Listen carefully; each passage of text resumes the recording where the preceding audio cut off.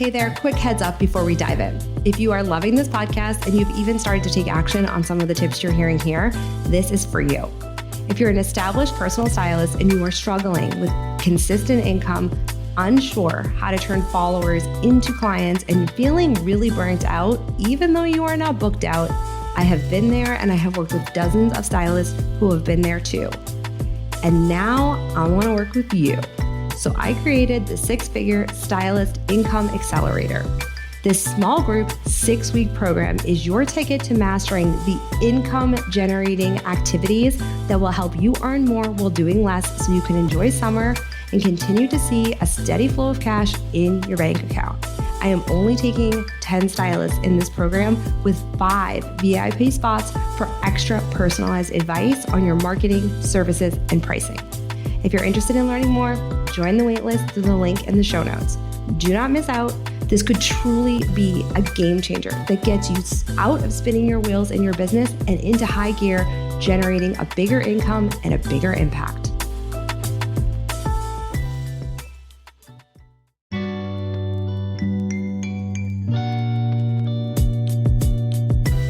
Welcome to the Six Figure Personal Stylist podcast, the ultimate no BS business podcast for ambitious personal stylists ready to build a 6-figure and beyond personal styling business. You won't hear the typical snooze fest business advice that most personal stylists get told all of the time.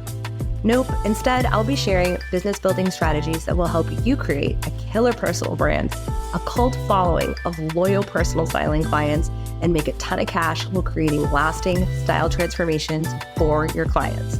I'm Nicole Achi, your host and a former personal stylist of 14 years who built a lucrative styling business in 3 major cities, but only after spending years trying to crack the 6-figure styling business code without burning out.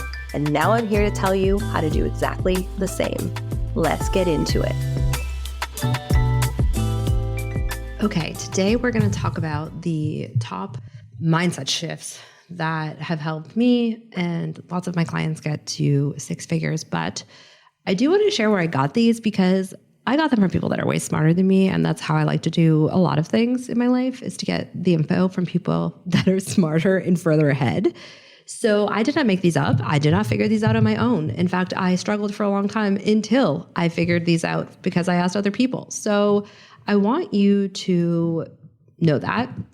And I want you to know that because I want it to give you full confidence that this is not something that's like, you have to be a specific type of person to own these, or you don't have to have a specific type of success or be at a certain level. You can't be too far beyond these in case you're worried that that's a problem. Wherever you are and wherever you want to go, these are going to help you do that faster. And the reason why these are going to help you do anything in your life, but we're going to keep it to styling and helping your clients today faster, is that what these 3 beliefs have in common is that they require you to change your self-concept in order to get to the next level. And changing your self-concept isn't something that happens in one day when you suddenly accomplish something. So you don't desire to have a, 5-figure styling package and then you sell it. And then that day you're like, okay, I'm like a 6-figure business owner, right? You have to keep doing it over and over again. Because what you'll notice is you'll have a success and then you'll be like, oh crap, how am I going to do this again?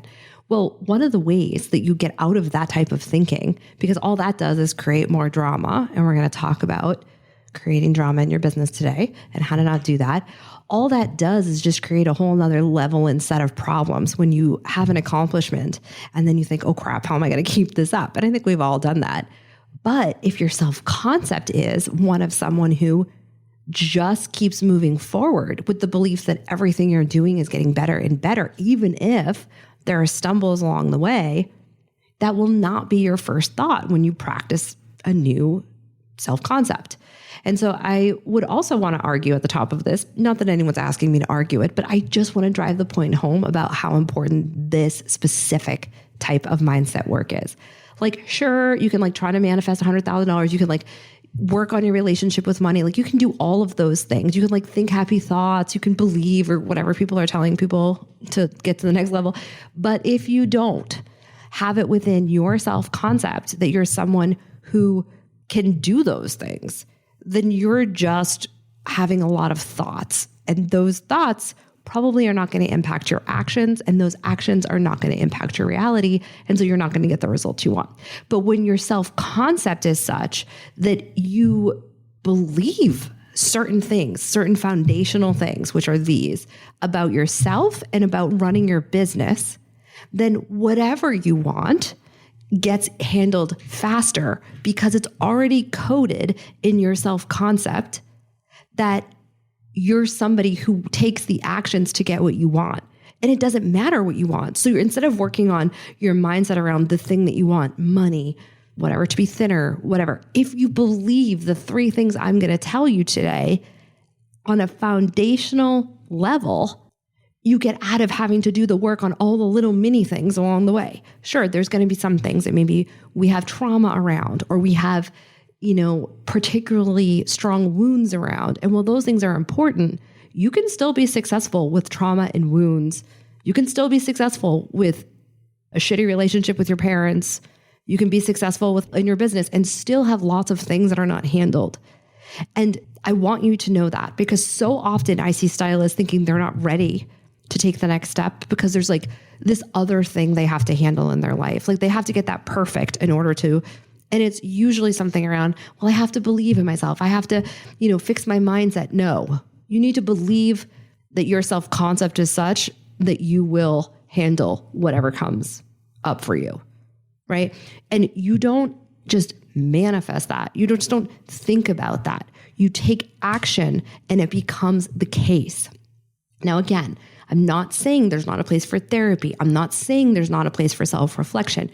But even with those things, they are not excuses to not move forward. They're not excuses to stay stuck. They are things that complement the process of moving forward so you can do it more quickly because you have insights into reality, right? You have insights into your blocks. And what all of the 3 things we're going to talk about today help you embed in your self-concept, what they do is they help you decide that regardless of what comes up and regardless of what happens in the past, there's going to be a way forward, because that's just the way you've decided reality is. So I'm going to have to get into this a little bit more specifically with the first thought for that to make it clear. But the reason why I want you to make this a centerpiece of your business and what you work on is because it's real interesting to me how many of us as stylists, and do not get me wrong, I did this for years, so no judgment, but how many of us use in our marketing and our messaging, like that we're helping people get more comfortable with themselves. They're helping them become more themselves. We're helping them become self-expressed. We're helping them take action, that they deserve this in their life. But we are not looking at how we're changing our own self-concept, because that's what you're doing when you're a stylist. If you are, I don't even care if you're transactional or transformational. If you want your client to look in the mirror and be like, oh my gosh, I didn't know I could feel this great, or look this way, or feel this confident, or whatever it is, then you're asking them to either enhance a self-concept that's already there. They already do feel good about themselves and now they feel amazing. Or you're hoping that the experience they have with you is going to help them move towards a new type of self-concept. So it's kind of weird if we don't also do that ourselves. And it's also easy to not do that if you don't have if this isn't something you've ever heard of, and you're usually thinking of mindset as something like just, have positive thoughts, or journal on all the negative beliefs you have and then rewrite them different ways until you believe them. Like, I'm sure you can do that. That's great. But if you don't believe you're someone that takes action on those beliefs, we are right back where we started, right? So that is why I think that this is sort of a piece of business development, if you will, for you to put on your to-do list.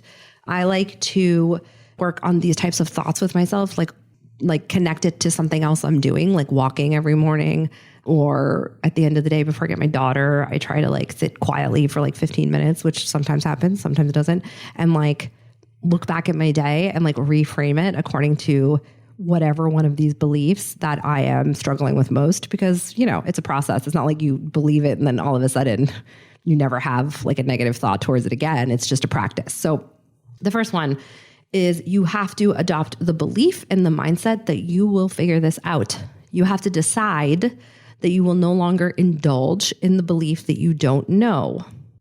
Yeah, this one like hit me in the face like a ton of bricks many, many years ago. I'll never forget it. Before the pandemic, I was in our old apartment that was horrendous. My husband was getting his PhD. The business had just hit six figures. And I kept being like, when will I be able to slow down? And the answer was always like, I don't know. I don't know when things are going to feel less stressful. I don't know. And I was listening to a podcast by Brooke Castillo, who runs a business called The Life Coach School. It's also a great podcast. And she said something about, in an episode, I believe the episode was about indulgent emotions. So emotions that we indulge in and thoughts that we repeatedly have that have a payoff but seem negative, right? And so this was one of the indulgent emotions is saying that you don't know. I don't know how to get to the next level of my business. I don't know how to lose weight. I don't know how to, in my case, make my life feel like I could actually get off of the like treadmill of never feeling like I could, I was where I wanted to be, even though I'd like hit my goals. It still wasn't enough because I guess I thought making a certain amount of money would make me internally feel a certain way. And it most certainly did not. So imagine my surprise when that happened. And what she said in this episode was that indulgent emotions have a very specific like goal. And like, I don't want to say evolutionarily, but like they serve a purpose, and it's to keep you safe. And that's what your brain's always going to try to do. It's always going to try to keep you safe. And that's just because that's how we used to survive, like back in the day, right? Like you needed to conserve your energy because you had to go out in the world and kind of find shelter, find food, whatever. So like you're literally evolutionarily designed and programmed to do the opposite of what we need to do in modern life, which is to not keep yourself quote unquote safe all the time, because most of our physical safety, in most cases, I'm saying in the best of circumstances, our safety is not in danger, right? And certainly not like in your business, even if something goes wrong, 9 times out of 10, it's not going to put you in actual harm's way, like physical harm's way, but it will feel that way internally. And so that is the idea that like we kind of haven't, indulgent emotions are like really kind of leftover thought patterns that we rehearse that aren't helpful, but they keep us safe from either real or perceived issues. I believe that 80% of the time it's like perceived problems that are not there. And if it's not, actually, I should say this, if it is a reality, that it's probably not an indulgent emotion. The indulgent emotion means that like you're habitually going back to it without anything on the outside like forcing you to do that, right? If you're in a bad situation, like you're in an abusive situation, for example, like you need to get out of it, sure, but you also need to understand how to do that safely. You need like a lot of different pieces of that puzzle. And that's not the same. Having the thought I need to leave is not the same thing as an indulgent emotion, just to be clear, because your reality is an actual present threat. So indulgent emotions is such a fascinating idea because it kind of makes us have to be on to ourselves. And that's why this really hit me like a ton of bricks. And what I love about this is she gave the reframe of becoming someone who will just figure things out. Marie Forleo used to say this back in the day. She's one of the OGs of the online business world. She used to say everything is figure outable. And it really stuck with me, for 15 years now. And she's right, especially right now. Because what I see more often than not is I see stylists getting stuck at, especially if they're not at like $100,000 or they're not a consistent income month, with stuff that is absolutely figure outable, whether they hire me or somebody else, or they literally could just Google search this. Like, you don't know how to make a better online client form? Google it. You don't know how to like hook up your honeybook to your website? Google it. You don't know how to like properly, even I believe almost anything that you could learn about becoming a stylist, like actually the doing of like a closet edit, a shopping session, you could actually find that online. Yeah, I know there are people that will like teach it to you in a program, and that's great. But also the reason why I have not started with a lower level, like intro to styling kind of sort of like service is because like it literally exists for free. Like I'm not going to waste your time. There's not a whole lot of things about how to get your business to the next level and how to really take your business seriously as a business owner in the styling world. There just isn't. And so like people will teach you how to set up a business, but they will not teach you what to do when shit hits the fan, basically. And so one of the things I think is so important is in order to really get yourself to as far as you can on your own without investing, it's not doing all the free stuff. It's being in action and ingesting the free information while you're in the doing of it. So like you don't know how to set up your website with your scheduler. Let's just use that, your Calendly. Just go on YouTube and Google it. And probably a 7-year-old will tell you how to do it, because it's wild to me, the stuff that like kids are able to teach adults how to do. And then there you go. And that's good free information. Like that's a good use of your time. Less of a good use of your time is probably sitting on repeated calls over and over with a bunch of stylists who are also trying to get their mindset right, because who you associate with impacts your results. And that's true online, and that's true in all the ways. So you have to become someone who will figure it out. And when you adopt that identity, the rooms you were in drastically change. And when that happens, and I do even just mean like the quote unquote online rooms you're in, when that happens and you get around people who are also committed to figuring it out, it is wild how fast your life changes. Wild. And I want that for you, because when you identify as someone who will always figure it out and you just commit to that, everything, like the whole world moves in your favor. That's why I love the 3 things we're going to talk about today. It's like the mindset shifts, because I've been thinking about them over. Like, what are the 3 if I could only give you 3? And these are the ones that I think completely alter reality in your favor, because you are now in control of your reality when you adopt these things. So when you become someone who will always figure things out, there's no world in which whatever happened in your past and whatever could or might happen in your future becomes the dominant fear. So you will not be defined by your past if you decide you're someone that will always figure this out. Because if your past experience is, for example, that you've not gotten any clients on social media and all of your best clients have come to you through Google searches, it is not evidence. The past experience you've had on social media that you haven't gotten clients there is not evidence that your ideal client isn't there. And if you decide like, I just don't know why I can't get any clients on social media. I'm telling you right now, there are stylists every day making a ton of money getting clients on social media. So there is a solution here. If somebody else has done something, there is a solution.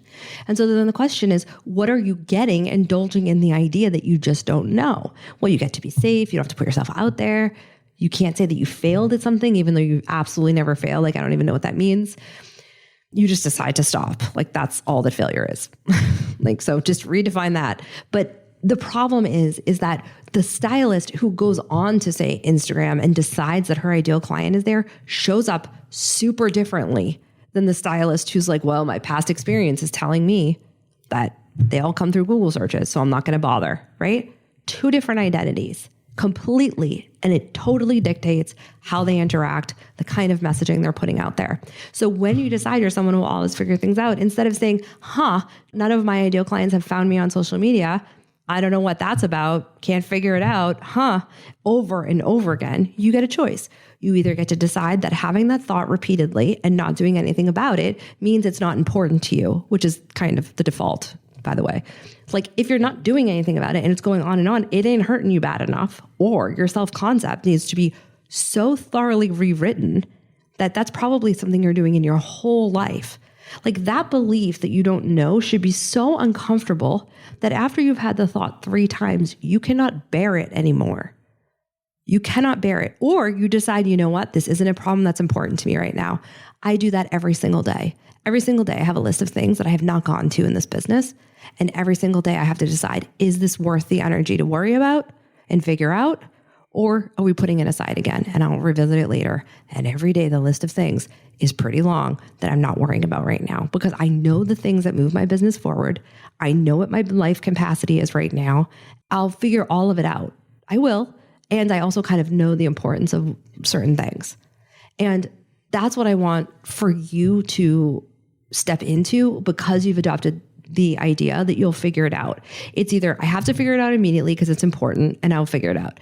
It's I keep having this thought over and over again. How important is it to me? And then you kind of look at that and say, it is important. I need to move it up the scale, or it's not important. I'm either going to forget about it forever, or I'm just going to put it like over here and not worry about it. And now your life just got so much clearer. Your behavior just got so much more precise. And I'm telling you, when that happens and you get into action, the right people show up, the right message appears. You're on a walk. The podcast guest that you're listening to says the right thing. because you shifted your identity to be someone who always figures it out. Okay. One of the next ones was a real tough pill to swallow. I was on this really fancy retreat with this business coach and the other women in my mastermind that I hired probably like 7 or 8 years ago. And 2 of the women in the group, everyone there was like at least a 6-figure entrepreneur, but like some of them were like millionaires. It was all women. There was like 10 of us. And I invested in this mastermind way before, like I was not I think when I invested in it, I probably made like $15,000 and it was $30,000 for the year. So like I was really like stepping out of my league here. I ended up hitting 6 figures that year, no problem, but is absolutely a result of like the energy of stepping into something before I was ready and deciding, like I said in the last one, that I would figure it out. So like that's kind of how I know that this works, is because I've done it over and over again and I've done it scared, decided that I'm going to figure it out. But we go on this Tulum retreat and it was like the fanciest, highest end. They had a whole like hotel that was like on the beach with like different huts. The whole thing shut down for us. We were the only people there. We had a private chef. Like it was wild. It was the best experience of my life, or one of them. And they had this like one night after dinner where like the 2 women on the panel who were like, who were there anyways, were on a panel. There was 2 women on this panel that we had one night who were millionaires, like they had multi-million dollar businesses that they started. And they talked about like what they believed the things were that contributed to their success. And they both said this one thing over and over. And I was like, no. And it's so funny how like hard it was for me to accept this, and is such a good indicator of like how and why I kept myself back for like so long in my business. They said that great businesses, successful, profitable, and consistent businesses are kind of boring, and you need to accept that. Let me tell you, I was like, what? It was like a record scratched in my brain. And I have come to believe this to be so, so true. And I'm telling you right now, I see that in this business. I see that every single day in this business. But before you get all like, ugh, this sounds no fun, let me just stick with me. There's 2 different kinds of exciting that I've learned as I've gotten older. Probably learned this lesson late in life, but here we are. One is that like excitement can come from things that dysregulate your nervous system, that usually are things that we grew up with, and they are chaotic, but they're familiar. So you kind of have like that sick feeling in your stomach where you're like, no, you probably shouldn't interact with this person or do this thing, but it also kind of feels like home. That can also be the case in your business. That kind of drama can also happen in your business, not just with clients, though that can be the case, but just like in the people that you hire, and the posts that you put out into social media, in the newsletter that you hit send on, but you don't really believe in it. You just saw other stylists do it. Like, again, it doesn't have to be like the most dramatic thing, but these are examples. You kind of have that feeling. Now, another type of like excitement, if you will, is like a quieter, I would call it more like fulfillment. And that's what I would call what I experience in this business. My relationships are solid. My belief in this working out the way I want is it's just already handled in my mind. I don't have to wake up every day and try to prove it to myself. I'm not looking for other people to validate it to me. Do I have hard days? Absolutely. But one of the things I notice is that they're very specific and circumstantial, and they end up being things that happen that just kind of like show up in my life. They're not the result of my bad behavior, if you will, happening to me over and over. So like, this is basically what I meant earlier at the top of this episode when I said like, you don't want to create drama in your business, because what most people are doing inadvertently is creating the drama in their business because it feels safe to them to have drama, because their self-concept is somebody to like that has drama in their life, or there's someone that just doesn't know, or there's somebody that just always fails or whatever. And their business is just like validating that over and over, and it's creating drama and they don't even see it. So that's why the first thing I talked about on this episode was like, always just commit to being someone that figures it out. You don't have to know how, you don't have to know like how that's going to happen. You just have to commit to being someone that figures it out. And then you take your next step and your next step, and then finally you figure it out. That is not going in line with drama. And that will create kind of a boring business, and that business will be successful. But at the end of you figuring it out, whatever the problem is, you'll feel this sense of fulfillment and pride and true confidence, like actual confidence, because you did it. And it's just not as exciting as it is to have a more dramatic business. Like it just isn't. And I think depending on how you grew up and the beliefs you have about yourself, your level of drama will be different than someone else's. But I want you to be thinking like, is my business boring enough? Let me give you an example of like a very sneaky, unexpected way that we create drama in our business. We feel like, oh no, I don't have enough clients. My marketing isn't working. And instead of like trying different things in our marketing and continually showing up and being consistent, even when we're not being clapped for, even when we're not getting the likes, we stop.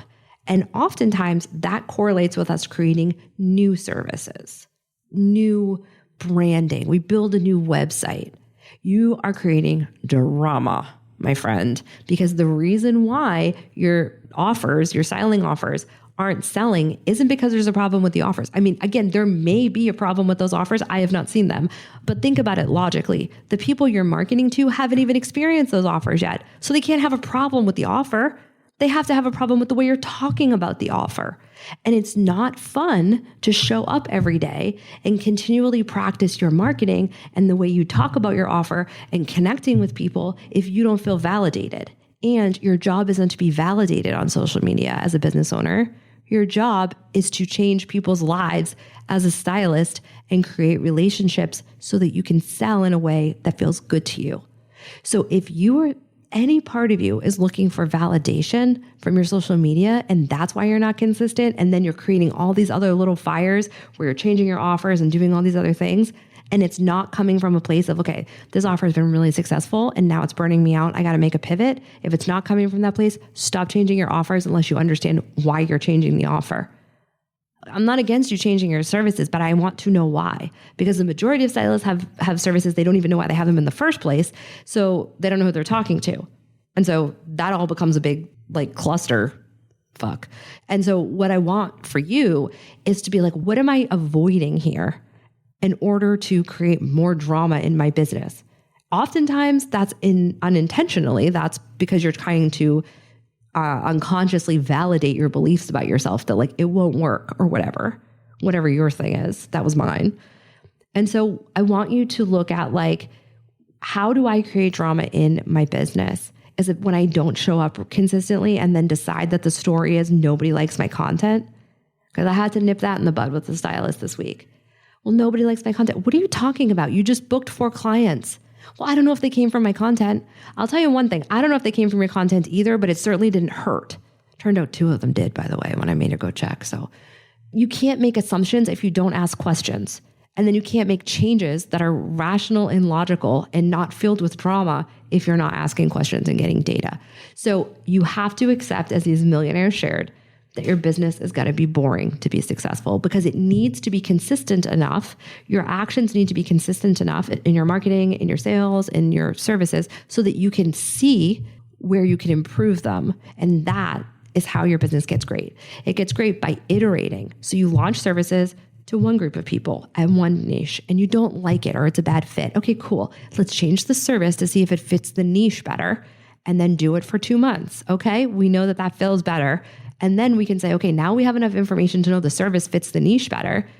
Do we need to change the niche because they're just not vibing with you? Okay, great.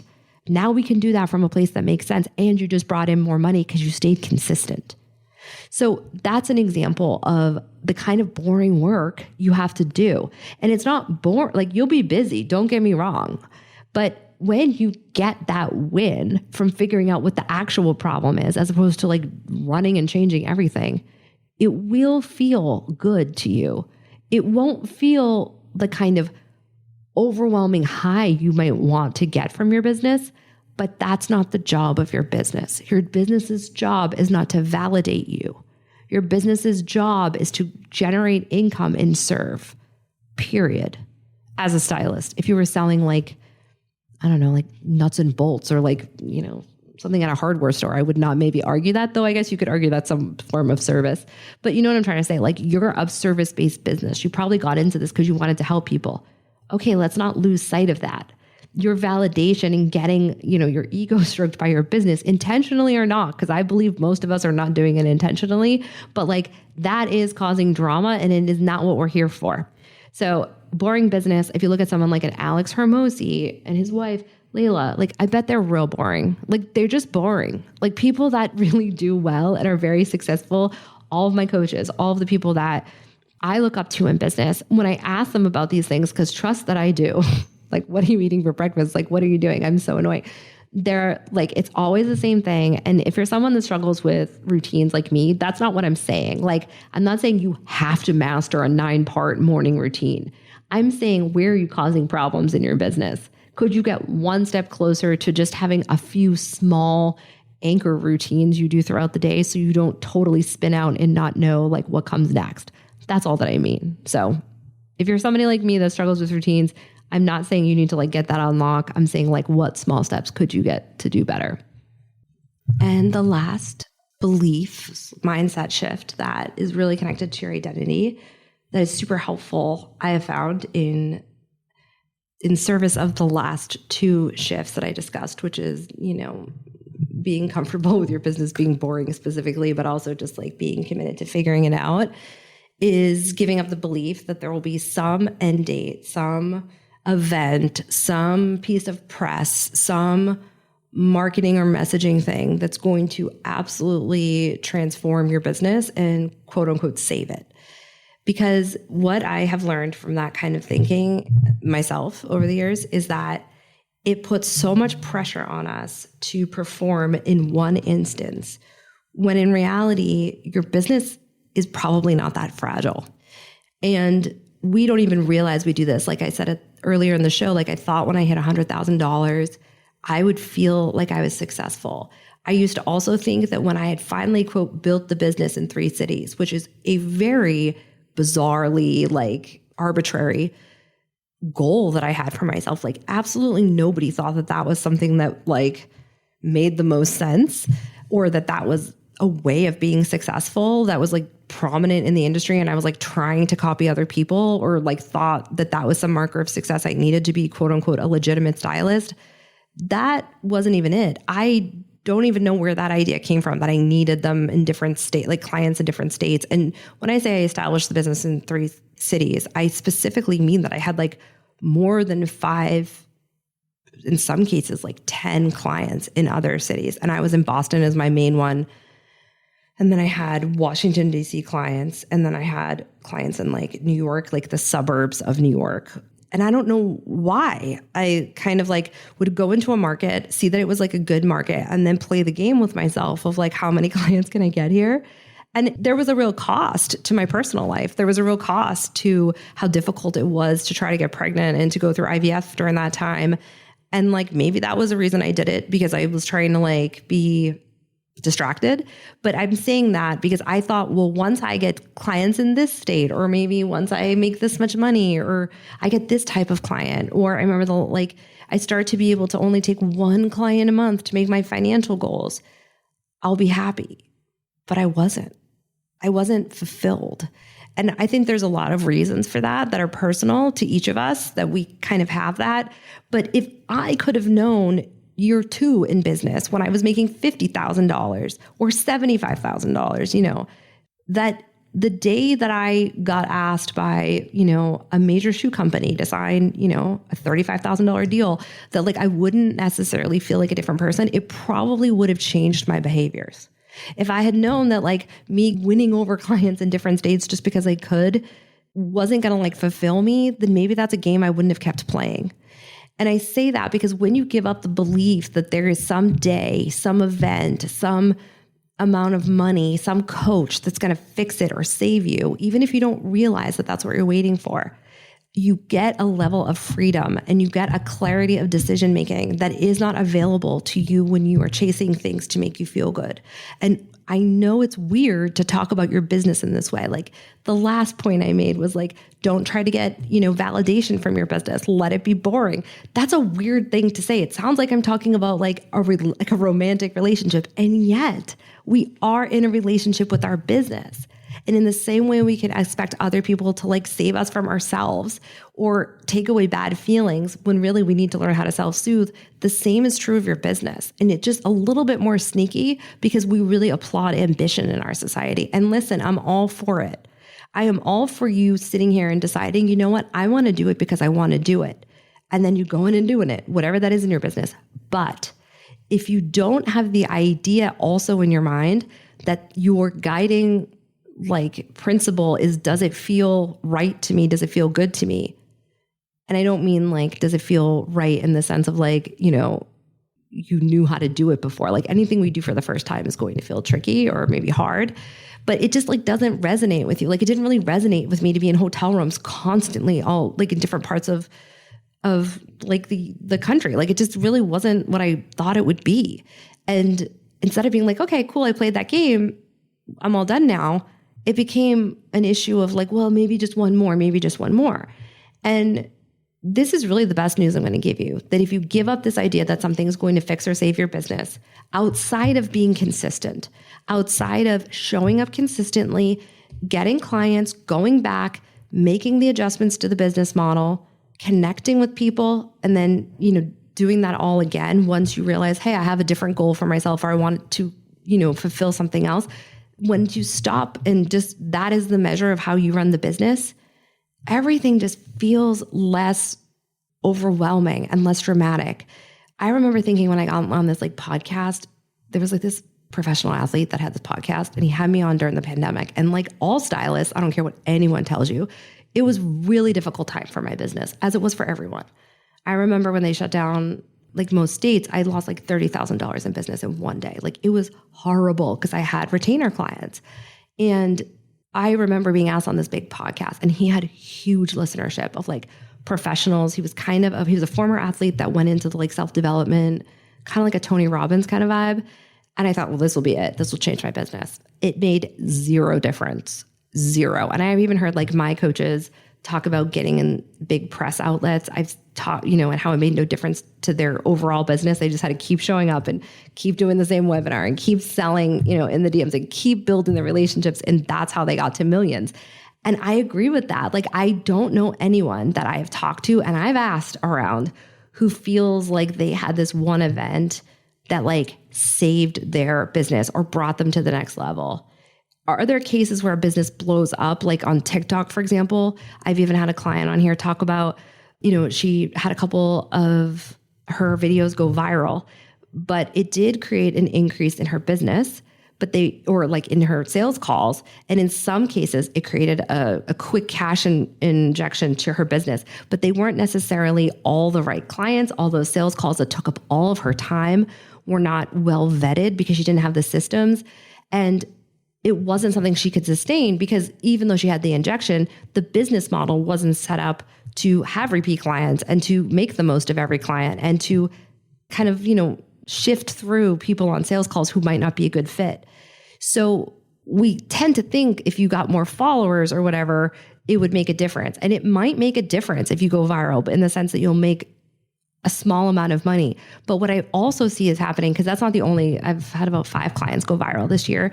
And it's really stressful. And it also shows them all of the holes in their business. And it honestly made them feel worse. And it took so much energy to maintain that level of sales that then their marketing fell off. And then the next month, after that big, you know, injection of people and interest, they were at like a low again. So net, the business was actually the same over time because they couldn't sustain that level of interest.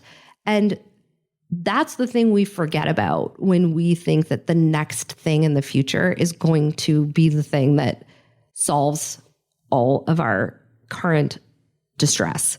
And that's that every different level has a new devil. Every different level has a new thing that we have to overcome and learn. So I hope these mindset shifts have been helpful. I hope that when you're having a tough day, you can go back to them and think, which of these do I need to try on again and practice? And just remember, we all get to the top one step at a time. Thank you so much for hanging out with me. It turns out that social proof is actually pretty important. So if you could help me out, I'd so appreciate it. If you just had a quick free moment and could leave me a rating or review on the podcast app, that would be killer. And even better, if you wanted to share this episode on Instagram and tag me, that would totally make my day. And it would bring so much more awareness to the podcast and would help other stylists just like you who are looking to build lucrative styling business, because the better each of us does, the better all of us do. Thanks for hanging out with me, and I'll chat with you next time.